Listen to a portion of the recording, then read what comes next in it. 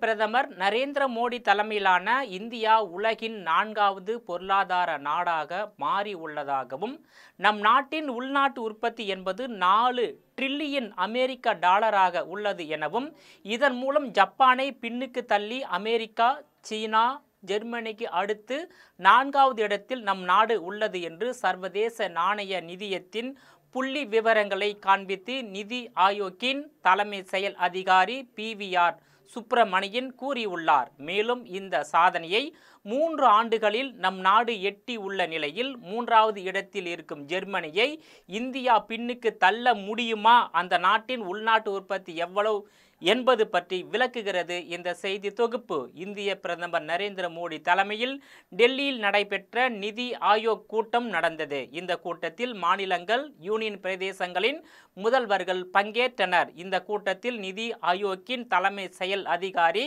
PVR Subramanian பங்கேற்றார். பின்னர் பத்திரிகையாளர்களிடம் பேசிய நிதி ஆயோக்கின் தலைமை செயல் அதிகாரி PVR சுப்பிரமணியம் நாட்டின் பொருளாதார வளர்ச்சி மற்றும் உள்நாட்டு உற்பத்தி பற்றி விளக்கமளித்தார். அப்போதுதான் ஜப்பானை பின்னுக்கு தள்ளி நம் நாடு உலகின் மிகப்பெரிய பொருளாதார நாடுகளின் பட்டியலின் 4வது இடத்துக்கு முன்னேறி உள்ளதாக தெரிவித்தார். தேசிய புள்ளியியல் அலுவலகத்தின் தரவுகளின்படி 2024-25 நிதியாண்டின் முதல் காலாண்டில் நம் நாட்டின் பொருளாதார வளர்ச்சி 6.5% இருந்தது. 2வது காலாண்டில் 5.8% சரிந்ததோடு 3வது காலாண்டில் 6.2% உயர்ந்தது.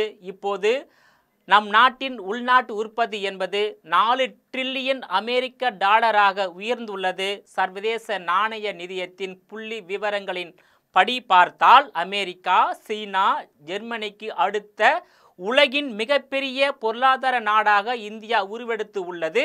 இந்த பட்டியலில் 4வது இடத்தில் இருந்த ஜப்பானை நாம் முந்திவிட்டோம் என்று பெருமிதத்துடன் குறிப்பிட்டு உள்ளார்.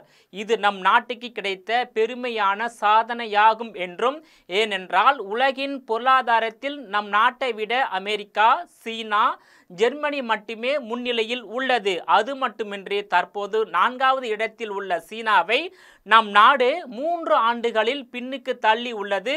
கடந்த 2022ஆம் ஆண்டு செப்டம்பர் மாதம் நம் நாடு பிரிட்டனை பின்னுக்கு தள்ளி 5வது இடத்தை பிடித்தது. அதன் பிறகு தொடர்ந்து நம் நாட்டின் பொருளாதார சீர்திருத்த நடவடிக்கைகள் பலனளித்துள்ள நிலையில் நம் நாடு 3 ஆண்டுகளில் 5வது இடத்தில் இருந்து 4வது இடத்துக்கு முன்னேறி உள்ளது என நிதி ஆயோக்கின் தலைமை செயல் அதிகாரி PVR சுப்பிரமணியன் கூறியுள்ளார். மேலும் நிதி ஆயோக்கின் CEO சுப்பிரமணியம் இன்னொரு தகவலை தெரிவித்துள்ளார். அதில் அடுத்த 2.5 ஆண்டு அல்லது 3 ஆண்டுகளில் நம் நாடு 3வது பொருளாதார நாடாக மாறும் என்று நம்பிக்கை தெரிவித்துள்ளார்.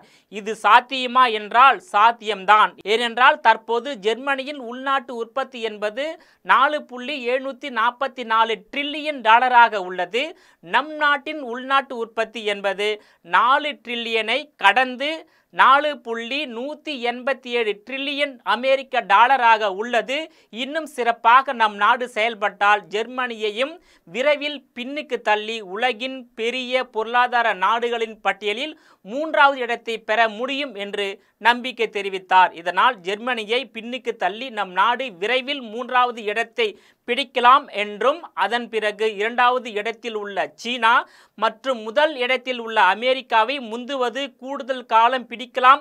ஏனென்றால் இந்த பட்டியலில் உள்ள சீனாவின் உள்நாட்டு உற்பத்தி என்பது 19.231 டிரில்லியன் அமெரிக்க டாலராகவும், அமெரிக்காவின் உள்நாட்டு உற்பத்தி என்பது 30.507 டிரில்லியன் டாலராகவும் உள்ளது என்பது குறிப்பிடத்தக்கதாகும். நேயர்களே, மீண்டும் இது போன்ற மற்றொரு நிகழ்ச்சியில் சந்திக்கிறேன். அதுவரையில் உங்களிடமிருந்து விடைபெறுவது நான் உங்கள் விஜயபாலன்.